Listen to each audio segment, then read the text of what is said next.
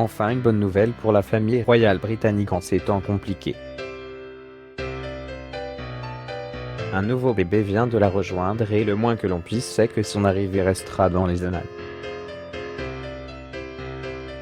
À lire aussi Candale Chou les mamans, le mannequin, accouché sur le sol de sa salle de bain. Émilie Ratajkowski maman, la petite fille de la reine Elisabeth II, âgée de 39 ans, a accouché dans la salle de bain de la maison familiale, celle de la princesse Anne, située dans le comté de Gloucestershire. C'est dimanche soir dernier que le bébé de Zara et Mike Tindall, un petit garçon qui pèse un peu plus de 3,5 kg, a choisi de venir au monde. Mike Tindall a raconté ce moment hautement marquant dans son podcast The Good, The Bad and The Rugby, révélant que ce baby boy impatient n'a pas encore de prénom. Dimanche était un jour encore meilleur parce qu'un petit garçon est arrivé chez moi, qui est génial, à 18h, raconte le papa dans son programme. Nous n'avons pas encore choisi un prénom, nous travaillons toujours dessus, nous avons toujours eu du mal avec ça. Heureusement, l'ami de Zara était là pour savoir que nous n'aurions pas le temps d'aller à l'hôpital.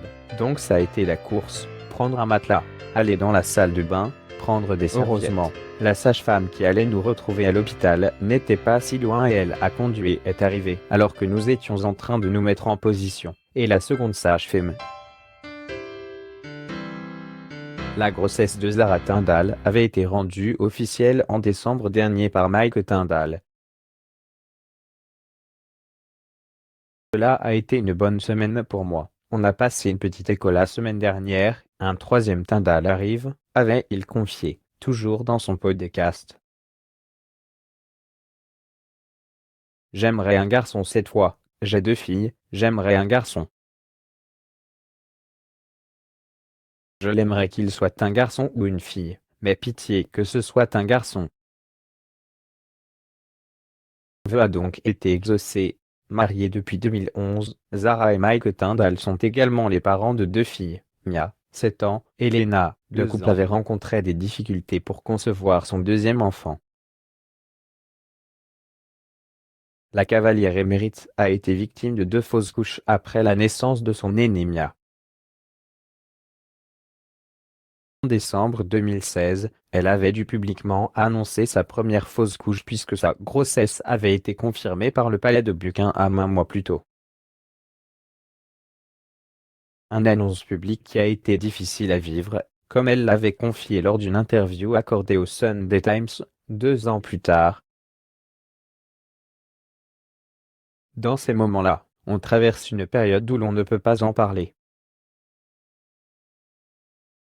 C'est trop à vif. Elle avait ajouté, dans notre cas, c'était quelque chose de très rare, la nature nous a dit, ce n'est pas le bon. J'ai dû aller jusqu'au bout et accoucher parce que ma grossesse était déjà bien avancée. Récit qui a récemment fait écho à celui rédigé par Meghan Markle, elle aussi victime d'une fausse couche l'été dernier, en Californie, alors qu'elle attendait son deuxième enfant.